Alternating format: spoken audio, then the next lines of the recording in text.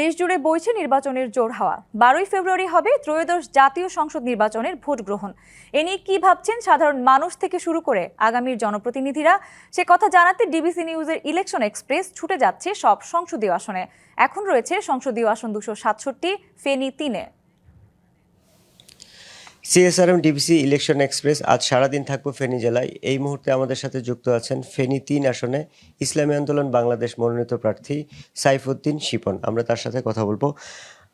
আমাদের অনুষ্ঠানে আপনাকে স্বাগত। আপনি তো এই আসনে ইসলামী আন্দোলনের পক্ষ থেকে নির্বাচন করছেন, কি পরিস্থিতি দেখছেন? ধন্যবাদ ডিবিসি নিউজের মাননীয় সাংবাদিকবৃন্দ, আপনাদেরকে আন্তরিক মোবারকবাদ জানাই। পাশাপাশি ফেনী 3, সোনাগাজী এবং দাঙ্গি আসনের সর্বস্তরের জনগণকে আন্তরিক মোবারকবাদ জানাই। আলহামদুলিল্লাহ, আমরা ইসলামী আন্দোলন বাংলাদেশ, আমাদের পীর সাহেব চরমনায় মনোনীত। আমি মোহাম্মদ সাইফুদ্দিন শিপন এককভাবে প্রতিদ্বন্দ্বিতা করছি হাত ফাঁকা প্রতীক নিয়ে। তো আমরা এই পর্যন্ত প্রায় জনগণের দ্বারে দ্বারে আমরা যাচ্ছি, জনগণ থেকেও ভালো একটা আমরা সাড়া পাচ্ছি। জনগণ আমাদেরকে চাচ্ছে। এখন অতীতেও জনগণ অনেক দেখেছে, অনেকজন আসছে, অনেকজন গেছে, এখন জনগণ আমাদেরকে চাচ্ছে মূলত। আচ্ছা, অন্য প্রার্থীরা তো আছে, আপনি নিজে বললেন, এবারে লড়াইটা কেমন হবে?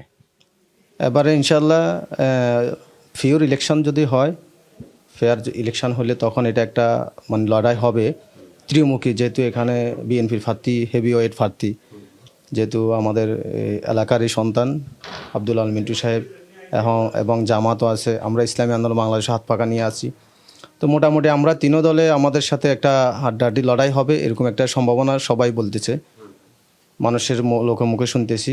আর আমাদের একটা কথা, যদি আপনার ফিউর ইলেকশন হয় এবং যদি কোনো কারচুপি না হয়, তাহলে ইসলামী আন্দোলন বাংলাদেশ হাত ফাঁকা নিয়ে ইনশাল্লাহ 3 আসনে আমরা শতভাগ নিশ্চিত যে আমরা বিজয় অর্জন করবো ইনশাল্লাহ। আপনি যদি নির্বাচিত হন তাহলে মানুষের জন্য আপনার মাস্টার প্ল্যানটা কি?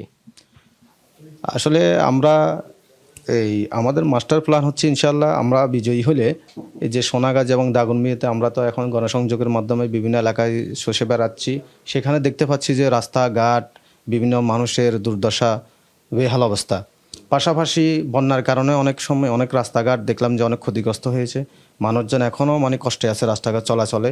তো আমরা ইনশাআল্লাহ আশা করি জনগণকে নিয়ে আমরা ওই বিজয় অর্জন করার পর ইনশাআল্লাহ জনগণকে সাথে নিয়ে আমরা এই রাস্তাঘাটগুলো ভালোভাবে সংস্কার করব। যদি নির্বাচিত না হন তাহলে মানুষের উন্নয়নে কিভাবে কাজ করবেন? নির্বাচিত না হলে আমাদের যেহেতু সাংগঠনিকভাবে আমরা নির্বাচিত না হলে এই পর্যন্ত আমরা কল্যাণের জন্য মানুষের কাজ করি। আমাদের সংগঠন ইসলামী আন্দোলন বাংলাদেশটাই হচ্ছে যে মানুষের কল্যাণের জন্য। আমরা নির্বাচিত হইলেও কাজ করব, না হইলেও কাজ করব মানুষের কল্যাণে। আমাদের সাথে যুক্ত হওয়ার জন্য আপনাকে অসংখ্য ধন্যবাদ।